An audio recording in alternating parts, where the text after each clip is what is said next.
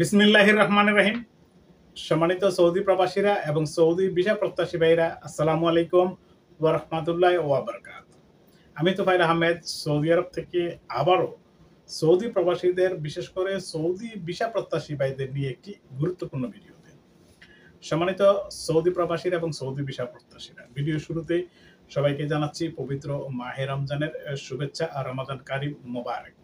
এই রমজানে কষ্ট করে আপনাদের জন্য তথ্যমূলক ভিডিও বানাই, কারণ হচ্ছে আপনাদের সাথে প্রতিশ্রুতিবদ্ধ যে সৌদি ভিসা সংক্রান্ত সকল তথ্য আপনাদের সামনে তুলে ধরব।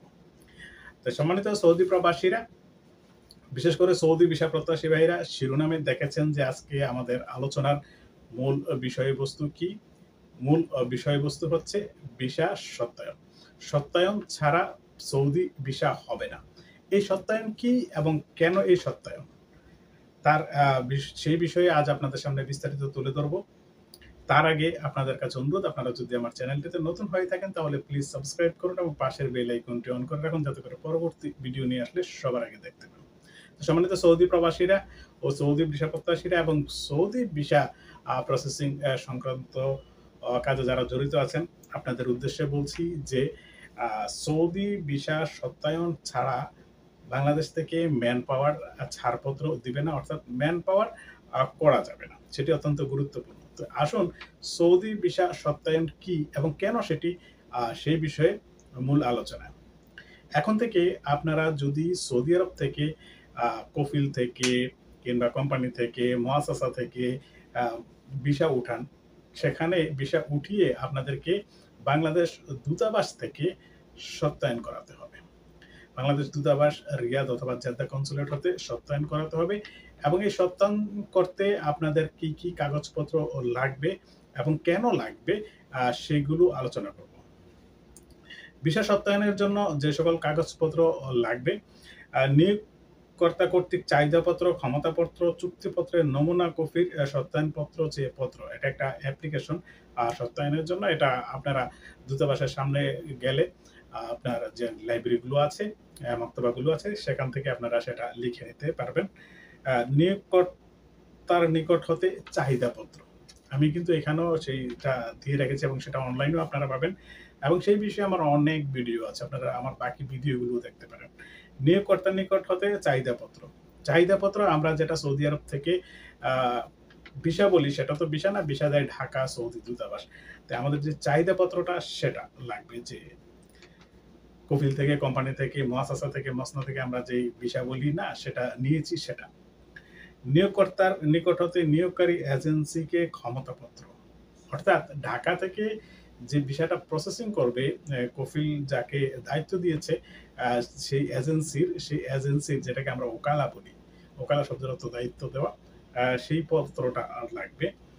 নিয়োগকর্তা এবং কর্মীর মধ্যে ঐক্য সম্মিলিত চুক্তিপত্রের নমুনা কপি। আমি যে বারে বারে বলি যে আপনারা চুক্তিপত্র করে আসুন, তাহলে প্রতারিত হওয়ার সম্ভাবনা নেই। এই চুক্তিপত্র ছাড়া কিন্তু ভিসা হয় না। বাংলাদেশে মানুষ যারা সৌদি আরবে আসেন, অনেকের চুক্তিপত্র নাই, কিন্তু চুক্তিপত্রটা ছিল, সেটা হয়তো আপনি পাশের বাড়ির দালাল কিংবা আপনার আত্মীয় স্বজন এজেন্সির মাধ্যমে এসেছেন, তারা দেয়নি, যেটা আমার নিজেরও নাই, করার কিছু নেই। সেই চুক্তিপত্রটা লাগবে। নিয়োগকর্তা অথবা নিয়োগকারী এজেন্সির পক্ষ হতে কনসুলেটে যোগাযোগকারী ব্যক্তির নাম, দায়িত্ব প্রদান সংক্রান্ত কাগজপত্র, অর্থাৎ নিয়োগকর্তা অর্থাৎ কফিল যার কাছে ভিসাটা দিয়েছে সৌদি আরবে, কিংবা আমি যদি ভিসাটা কফিল থেকে নিয়ে থাকি, কোনো কোম্পানি থেকে নিয়ে থাকি, কোনো মুআসাসা থেকে নিয়ে থাকি, মাসনা থেকে নিয়ে থাকি, তাহলে আমি যে দূতাবাসে যাব আসব সত্যায়ন করানোর জন্য, সেখানে আমার নাম, ঠিকানা, কাগজপত্র বলতে আকামা, এটা আপনারা ভালো করেই জানেন, আকামা, ফোন নাম্বার এবং পাসপোর্ট ফটোকপি চাইতে পারে যেহেতু দূতাবাস। কোম্পানির লাইসেন্সের কপি, যে কোম্পানিতে আসবেন সেটা যদি কোম্পানি থাকে অবশ্যই লাইসেন্স থাকবে, সেটার কপি।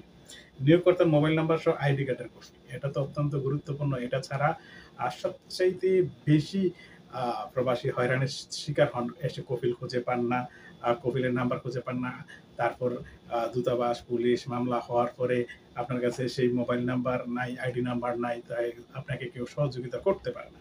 এটা খুবই গুরুত্বপূর্ণ। কোম্পানিতে কর্মরত বাংলাদেশিদের মধ্যে হতে কমপক্ষে 5 জনের নাম, ইকামা, কপি ও মোবাইল নাম্বার প্রদান, অর্থাৎ যেই কোম্পানি থেকে ভিসাটা বের হয়েছে সেই কোম্পানিতে আগে থেকে যে সকল কর্মীরা কর্মরত আছে বাংলাদেশী হলে তাদের মোবাইল নাম্বার, ইকামা কপি নাম্বার সেটা প্রমাণ করবে যে সেটা কোম্পানি। এবং কোম্পানিতে কর্মরত বাংলাদেশী শ্রমিকদের মধ্যে কমপক্ষে ৫ জনের কোয়া চুক্তির কপি ও মাসিক বেতন প্রদানের প্রমাণক সম্বলিত ব্যাংক স্টেটমেন্ট।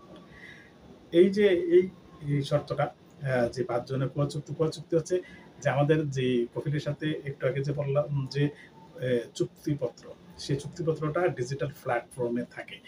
অনলাইনের সেটাকে কোয়া বলে। সেখানে থাকলে আপনি যখন বিচার চাইবেন, আপনি প্রতারিত হলে আদালত আপনার কথাও, কফিলের কথা, কারো মুখের কথা বিশ্বাস করবে না। তারা অনলাইনে গিয়ে সেই চুক্তিপত্রটা দেখবে।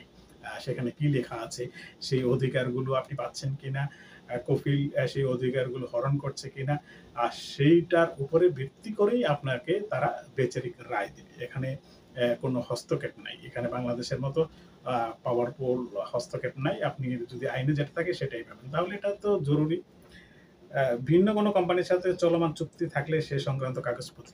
ভিন্ন কোম্পানি বলতে যেটা অন্য কোম্পানির সাথে, এটা তো বুঝেছেন, কিন্তু এটা মূল বিষয়টা হচ্ছে আমরা যে সাপ্লাই বলি, এক কোম্পানিতে এসেছেন, ওরা আপনার অন্য কোম্পানিতে কাজ করায়। সেটা সৌদি আরবে অনেক কোম্পানি আছে, তারা অন্য কোম্পানি থেকে এনে কাজ করায়। মনে করেন যে একটা বড় কোম্পানি, সে একটা বিশাল প্রজেক্ট নিয়েছে, সেখানে অনেকগুলো ডিপার্টমেন্ট আছে।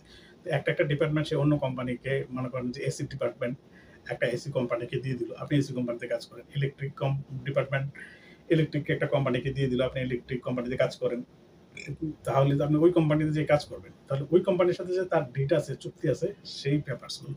তো এখন এই পেপারসগুলো বাংলাদেশ সরকার নিয়ম করেছে এই কারণে, যাতে করে আপনি সৌদি আরবে এসে প্রতারিত না হন। কারণ অসংখ্য বাংলাদেশী এই মুহূর্তে সৌদি আরবে এসে মানবতার জীবনযাপন করছে।